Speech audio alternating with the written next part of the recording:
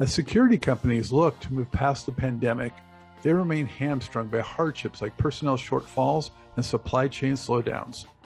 In SSI's annual dealer roundtable, executives from 4 savvy firms share how their businesses are emerging from this predicament, all the better for it. Joining me in the discussion are Jordan Jackson, owner and president of Security Central in Englewood, Colorado; Patrick Monroe, general manager for TC Tech Systems, headquartered outside Austin, Texas; Joey Rac-Russell, president and CEO of Kimberlite Corporation, the largest Sonatrol dealer with a base of operations in Fresno, California; and Marvin Smith, president of Florida's Orlando Emergency Signal. Here, and in the rest of the interview contained in the January edition of Security Sales and Integration, they cover challenges faced the past 2 years, along with lessons learned, reasons for optimism, new opportunities, market differentiation, and what they anticipate for 2022. Be sure to subscribe to SSI's YouTube channel. Hit the like button, share, and leave comments. Or subscribe to SSI's Security Speaking podcast on Apple and Spotify. And leave us a review. Thank you.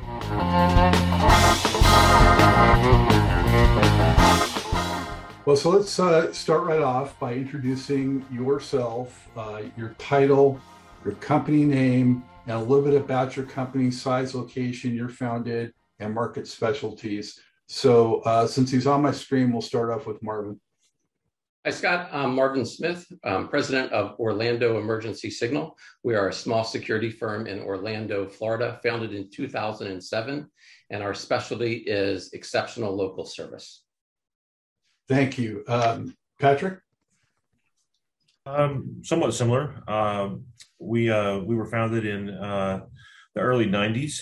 I acquired the company in May of 2008. The company is kind of split into 3 divisions. We have managed IT services, telecom, and security. Security was kind of a latecomer. We've only been in the business for about 5 or 6 years. As far as security is concerned, we tend to focus on new construction and new development more than anything else. We've struck some strategic relationships with 3 or 4 developers in the Austin, Texas area where we're located.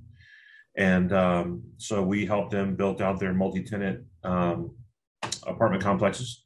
And we come in and try to outfit them with some level of smart home functionality. That's what we do. We're a small operation. We've got less than 20 employees. We'll probably do just under $3 million in revenue this year. So we're still a pretty small shop. Very good. Thank you, Pat. Joey? Hi, I'm Joey Rac-Russell, the president and CEO of Kimberlite Corporation. We are a Sonatrol dealership, but we also have a fire company as well. We're based in California. We own our own central station that specializes in verified alarms out of Fresno, California. And our motto is building relationships for life by exceeding expectations. So we work very hard to ensure that we are making a partnership with both law enforcement and our community to provide a safer environment for all. Very good. Thank you. Jordan? My name is Jordan Jackson. I'm the 2nd generation owner of Security Central in Denver. We were founded by my father-in-law in 1969, so we've been doing this over 50 years.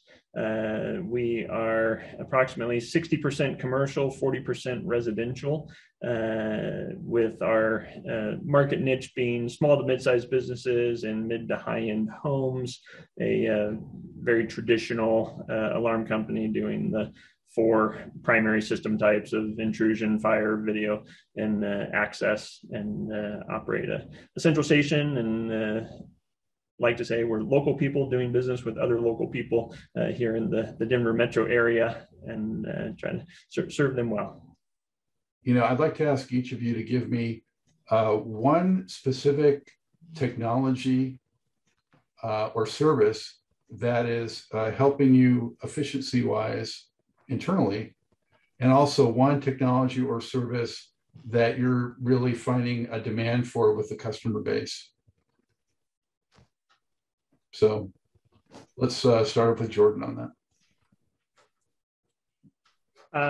To Marvin's point, we have really shifted to text messaging with clients a whole lot more, since that's how they like to communicate. And quite honestly, I'm not a particularly techie guy, but I would now rather get a text message than have to listen to a voicemail. So I'm right there with them. So we use an internal tool called Podium for a number of things, but it works really well for being able to receive text messages through our main number and text message clients. So that's been a really good tool for us in improving our communication with our clients that way.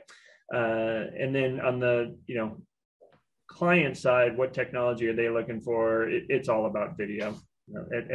Everything is video. We joke that previously, when someone called and said, I want security for my home or business, they were talking about an alarm system. And now when they call and say, I want security for my home or business, they're talking about they want cameras. And so it's been a significant shift in even terminology. Mm-hmm. Within the video space, are you finding there's any particular area that's really particularly hot? No, I would say it's all things video, and people don't understand the differences. All they know is I want to be able to see stuff on my phone, and it's up to us to figure out how to make that work for them. And maybe they can afford it, and maybe they can for what they really want, but the expectation is, I should be able to see everything in perfect clarity and all detail and all facial recognition and all license plate recognition and everything, all from, that one camera, that one Wi-Fi camera. So there's a lot of misunderstanding of how video technology really works, but everybody wants it. Is Podium... Dexter, Is Podium something that there's a cost attached to, or is that a free tool? It is a service subscription based. Yeah. Very good. All right, move to Pat on that one. Yeah, this one's pretty easy on us. Teams has been the big thing for us, particularly on the MSP side of our business. Between Zoom and Teams, this was probably the big application that our managed IT services customers were needing and wanting, and so it's the one that we've incorporated the most. And then, like you guys, we've also seen a huge spike in the use of text messaging. We kind of have a policy of communicating with customers in the way that they want to be communicated with, whatever that is. And there's definitely a high comfort level, an increased comfort level with texting. So those two, Teams and text. And what about on the client side? Well, I guess I am referring to the client side, but it's the same. We're using both applications internally and externally at a much higher frequency than ever before. What about in terms of what's most in demand on the sales side right now? I would say customers definitely have an expectation that everything they're going to buy now has an app associated with it. So, I mean, we don't even sell an alarm system now that doesn't include Total Connect. In fact, that's even kind of taken a back, or I should say dispatch and monitoring is actually taking a back seat to the use of the app. A lot of our customers are indicating to us that they really don't even care if their alarm systems are being monitored and being dispatched. They just want the notification on their app. We always try to educate them on the importance of dispatch and the fact that they may be in their home if something awful happens, and so their app screaming at them may not help them as well as they may think. So we definitely try to educate them on the importance of monitoring and dispatch. But I would say Total Connect has been huge. Any product that requires an app, which is almost everything, is huge. Is there a particular function that you find they're using the most through that app service? Well, through Total Connect, I think it's definitely the ability to arm and disarm. Those who have cameras associated with their app really enjoy being able to monitor things real time. from their mobile app. And then, of course, if they're away, an alert indicating that something's going on at home is huge as well. So all the functionality that you would expect. All right, Marvin. Two things. I agree with everyone on texting, but then from a team standpoint, that's it. That is the scanner. I don't know if you can see it with my backdrop or not. When you put it in front of your shirt, we can see it. Yeah. The really cool part about this is it's completely wireless or hardwired to your PC. All of our techs would have a PC with them on the site or a Mac. Mm-hmm. And the benefit for this is, especially with team members working remotely, you know, in the past, they would wait till the end of the day to come into the office and do really a paper data dump. They would provide everything from that day, from service tickets to call lists to contracts to form of payment.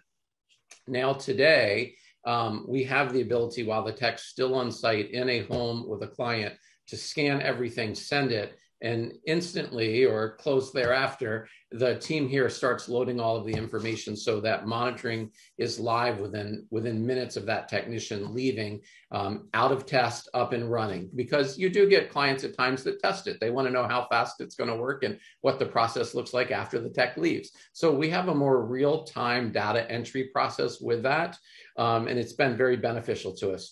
From a client standpoint, a lot of people have mentioned the app, Total Connect. We use it. Same thing. We have very few clients that out of the gate don't sign up with Total Connect. We almost always encourage it. But what I've seen from a trend standpoint is appearance is a lot to people today that are using the app. I've noticed there's a connection between the tech side and the appearance and the minimalist lifestyle, right? So it's not uncommon that we've had clients ask us to hide or remove keypads, hardwired keypads. They tend to like the desk mount more. They want something that they can move from room to room, that guests in their house don't have to see, that there isn't light intrusion in the bedroom when they're trying to sleep, whatever it may be. So we kind of took on an approach that, in particular with new homeowners, we don't wall mount any of the keypads. So for example, on a Pro Series installation, we are starting with a desk mount on every install. And we make a promise to that client that if they decide within 6 months they do want it wall mounted, we'll go back and wall mount it at no cost. But in the year that we've been installing Pro Series, or close to a year, we've done that one time. So by doing that, we've also eliminated someone mounting it on a wall that 2 months or 3 months from now, they decide they want to hang a piece of art or move a table or change something in the home. So it's really allowed us to meet their demands, save time on the installation, but also prevent a go back to move a keypad. Excellent. So how many of those scanners roughly have you purchased? 5. Okay. I love them. We have we're a small company. You know, I don't have a team of 100. You know, there are 5 of us here, so we're a small company. But you know, fortunately or unfortunately, it's spilled over into my personal life too. I scan everything now. I mean, it is the greatest thing. You know, it's a $150 investment that you don't go wrong with. Nice. Yeah. Thank you, Joey. What's a tool internally that's working, and what's most in demand with your customer base right now? Well, internally, I will echo what everybody else said about text and being able to communicate with customers and some of that other stuff. But what was really key for us through the pandemic and this year has been video conferencing, that we're still able to see each other, that we're able to interact with customers when we can't be with them face to face. So we use Teams or GoToMeeting. We have both. And on the internal side and external side, they can use both depending on what they have problems with. But that's been kind of game changing for us, because it's helped us not to have to feel so disconnected and to be able to work together and to do that. So that's been really integral for us. But from a customer standpoint, I would echo again that it's about the app and the UI, and it's the user interface of the product now. It used to be they were concerned with what it did or what the GUI was. Now they want to see it, feel it, touch it. They very much, but I'll take that one step further. We get a lot of people who want the interactive video on there. That's really the big piece of it. If they're getting a notification that their system's not armed, or they're getting a notification that something's bad, they want to be able to see the camera. If they have an activation, they want to be able to see what's doing it. So we're seeing that a lot. And I don't know if it's because we're very verification oriented and very entrenched in that. So even on our non-verified, I have a company that's non-verified, that's still a big point, is that they want video, because video is probably the biggest thing. Jordan, I think, mentioned it, and that is correct. But it's one step further on the video. They want to have it all in one app, all interactive. They want it all connected. They want it all together. They want ease of use. They don't want to get an alarm indication on a text and then have to go into a different app and look at a camera. Yeah. So for like Total Connect, the fact that it can have the interactive service, they can have it integrated. They have actual several integrations also with, like, for residences, thermostats and other things like that. I think that's really the biggest customer expectation now. Even it's not even a request anymore. It's just an expectation that it's going to work, and it's going to work well, and everything works together. I actually had a customer who flat out told me he was one that called, I want this, and use this. And I'm like, okay, well, all of it didn't work together. Within a week, he's like, why isn't all this on one app? I'm like, because you wanted 4 different types of stuff, and you had existing stuff, and it doesn't all work together. What is it going to cost me? That's all he cared about, was making it work together. And so I think we're going to see more and more of that, where the user interface expectation is that's where the expectation is. So we're going to have to remember that as we're designing things. We can't just put a camera system in, and we can't just put, thermostats in, or if you're doing even network, a lot of them want their network information, integrated as well now. So I think that's going to be more and more as the future keeps going, as they're going to expect that, those deep integrations, so that everything is seamless. And I think, to your point, the more you build into that Total Connect account, the less likely that client's going to cancel someday, because they're dependent on those notifications and those services that you're providing them through the app.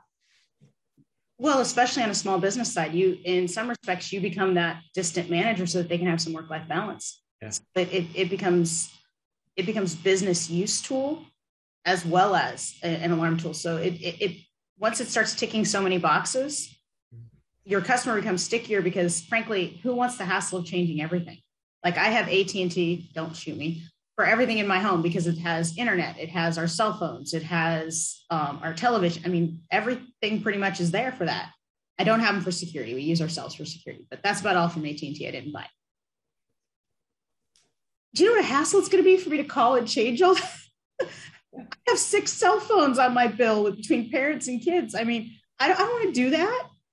So, and I know that's a terrible example, and that's not how we want to keep customers. We say relationships for life, but if I can tick all their boxes, they have no reason to ever talk to anybody or question that. So it definitely helps create a much stickier customer.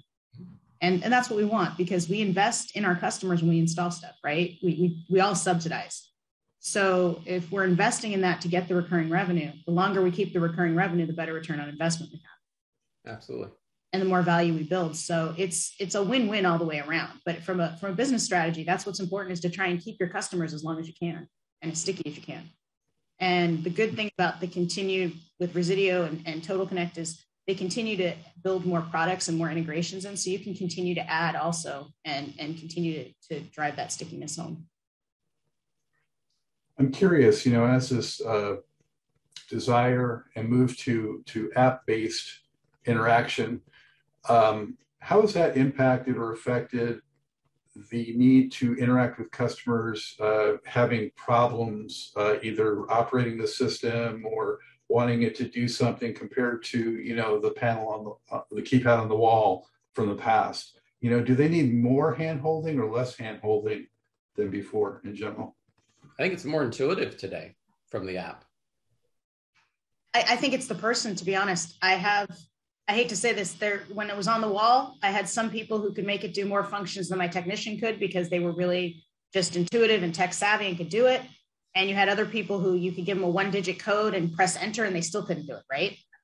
You're getting the same thing with the apps. I'm not seeing a change at all. You get some people who are doing really well with it.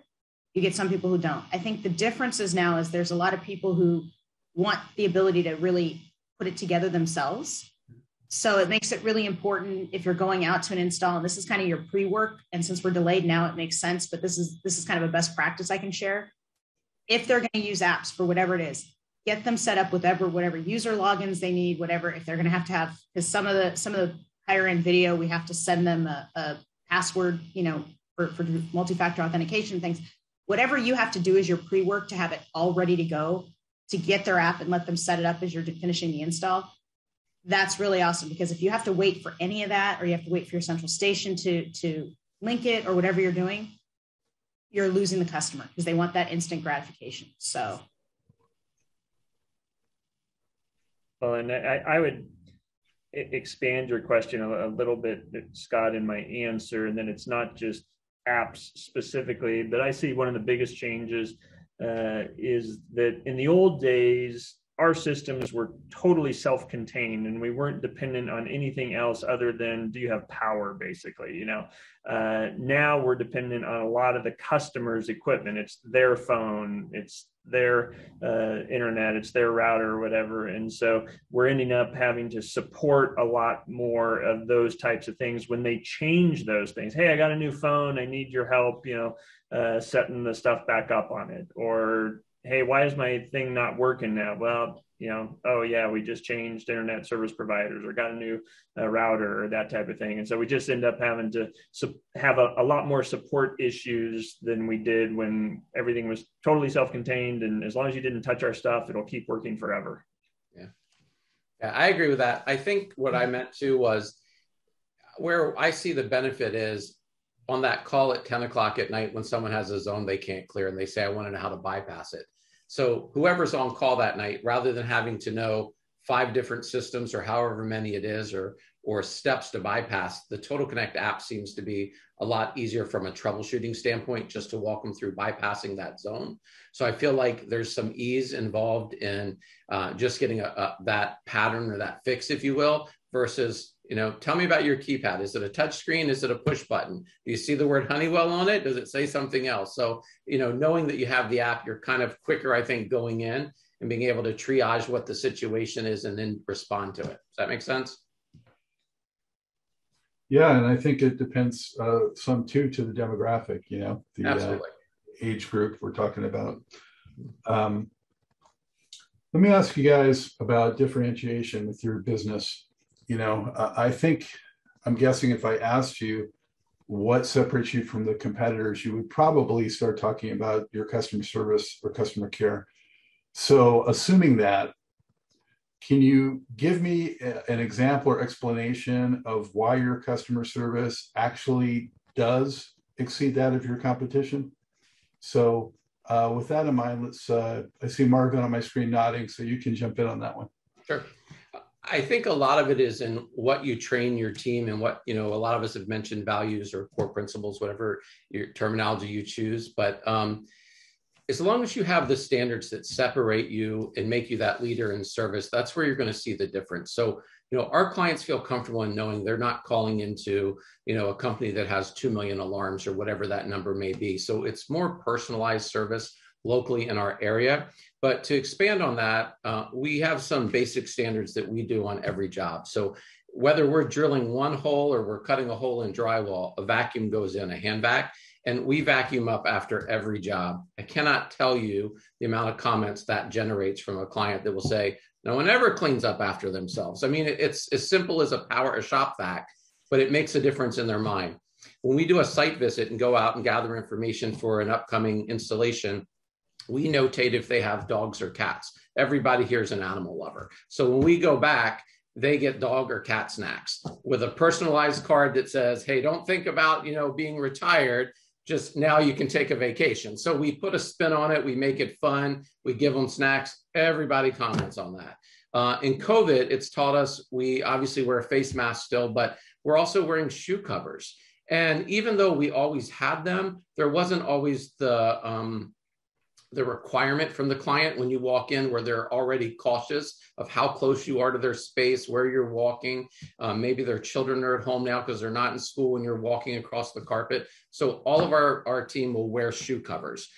It's those little touch points that when you start to build them and they see the holistic picture of everything you're doing to keep them safe, show them that you're professional, but also focus on them as an individual account and not just another burglar alarm, right? So you're saying, I care about you and your family to the point that I remembered you had an animal and we're giving snacks, or that we're taking the safety precautions to make sure that you're safe and we're safe. We don't stand face to face with clients anymore. We do a lot of purrs through the door. We're outside the door, the client's inside the door. We got the son or daughter in another state on speakerphone, and we're passing the device to mom or dad, and we're talking to them about setting it up. So I think really when you focus on that and you specialize in providing that level of service and exceeding their expectations, that's what's making the difference. The next day we call them, we ask how their first night went with the system. We talk to them about it, see if they have any questions. Those are the touch points that when you do them, they instantly come back and say, no one's ever done that before. No one's ever called me before. Different than most companies I know, and there's two sides of this, but we have never done a price increase on monitoring in 15 years. Doesn't mean that our rate hasn't changed. Clients come in at a current rate, but we've never gone back and raised any rate. And when we have that ability to talk to a client and say, this rate is guaranteed for the life of this account based on what you have today. Now, if they add automation, that may be different. We'll change the rate based on add-ons. But the key is, unlike a utility company, in 6 months, 12 months, 16 months, 18 months, whatever it may be, we're not stair-stepping their rate where we price them out of service. So those are our competitor differences. That's the good stuff. And you really tap into the emotional side of it with the pet thing. And people, Absolutely. Are so emotionally invested in their pets. So very interesting. Yeah. Patrick, what about you guys?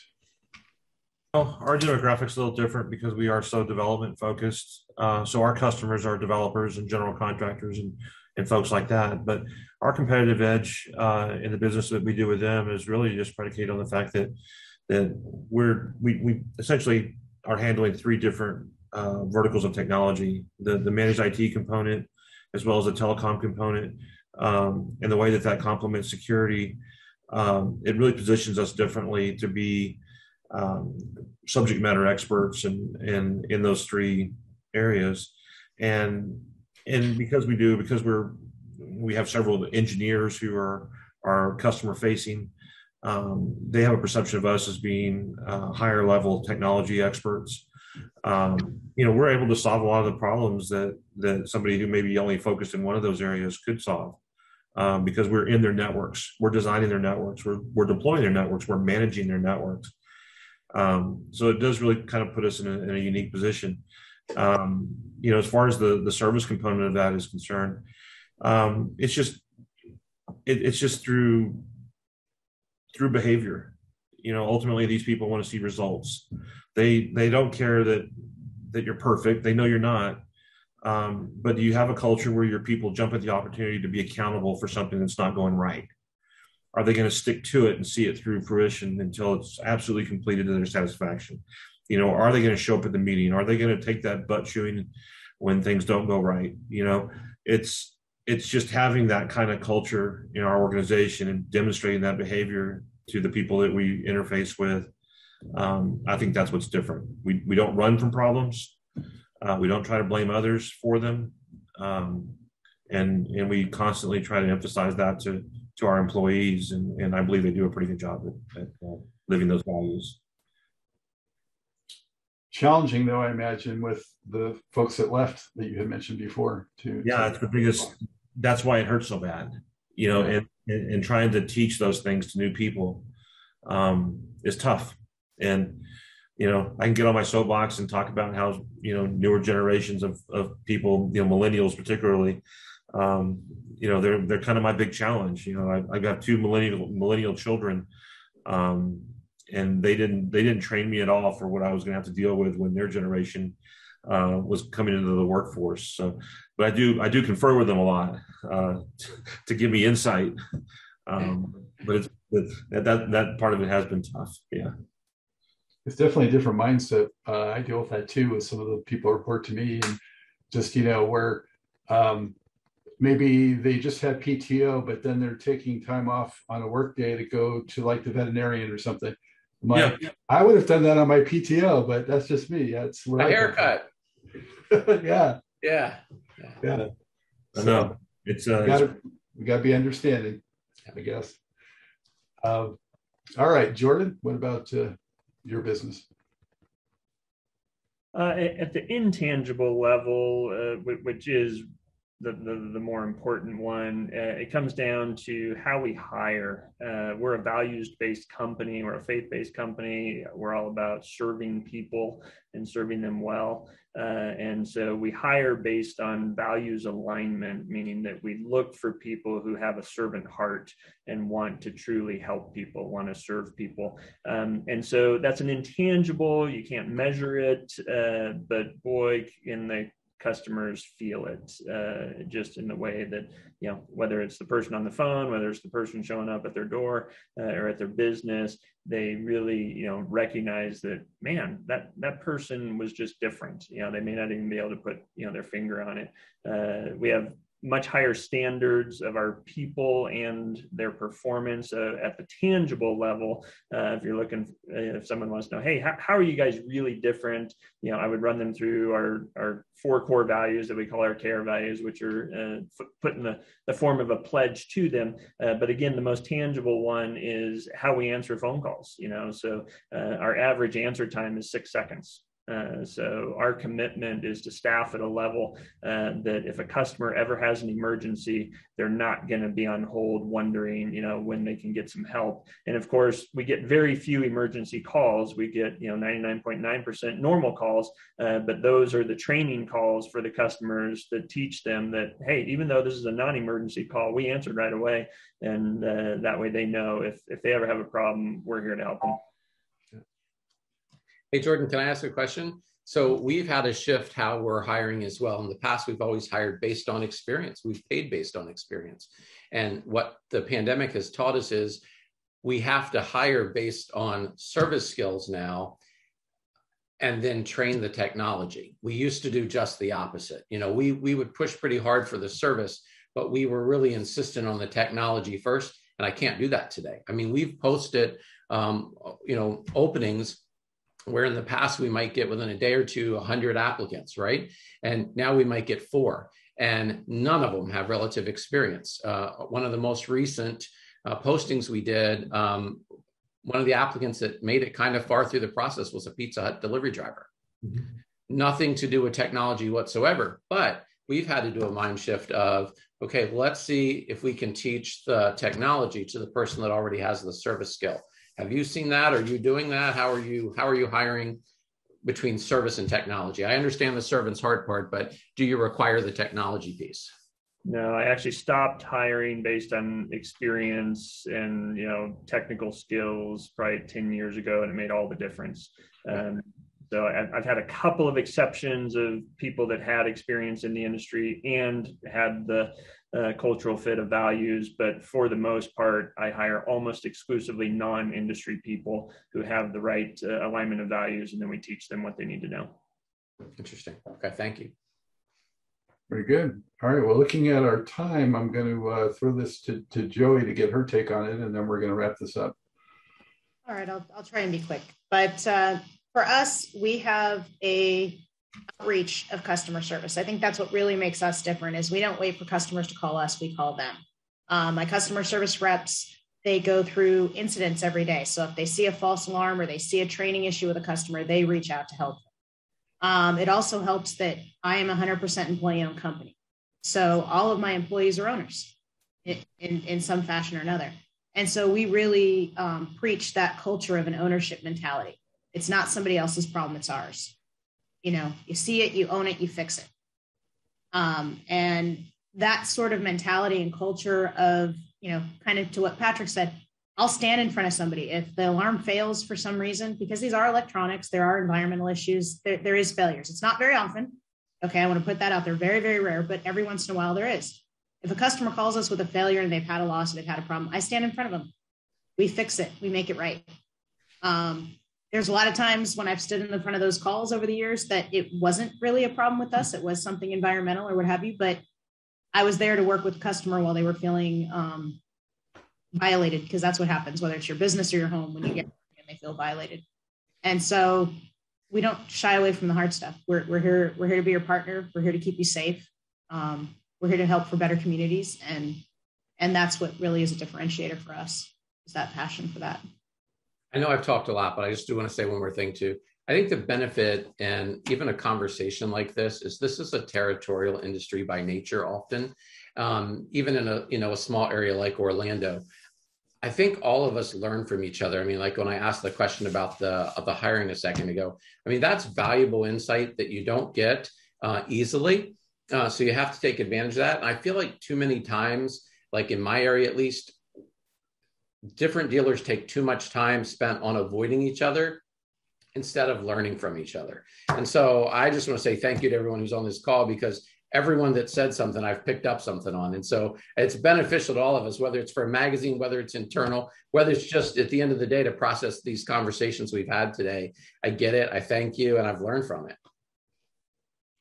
Well, I'm going to say something. I do agree with Marvin, though. I've been very lucky to be blessed with plenty of people who are being willing to mentor and help me for the last 20 years I've been in this. But I will encourage anybody to get involved in your regional, local, state associations. Okay. Absolutely. Yeah. Our California association right now. Vendors, other integrators, all of us, we share and we work together. You know, we share information. You're always going to have some, shall we say, less good participants in our industry. A nice way to say it. For the most part, anybody who's involved, who's had a business for 30 years, 40 years, 50 years, there's enough business for all of us. Crime's not going away. And the better we are as an industry, we're helping ourselves, because the better the industry is, the more clients are going to trust us and the more they're going to be sticky. So I think everybody should share if they can. Outstanding. Well, thank you to each and every one of you so much. And I wish you all the best for the holiday season and hope to see you all in person at an event real soon. All right. Thank you. Absolutely. Happy holidays, everybody. Thank you, everyone. Take care. Thank you. Take care.